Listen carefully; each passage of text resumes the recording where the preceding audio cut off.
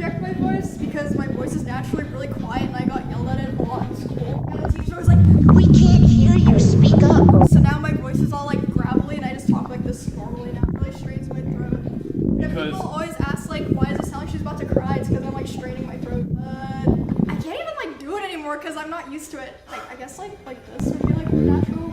Like kind of like, yeah, like this. Not natural anymore because I'm used to talking like this now.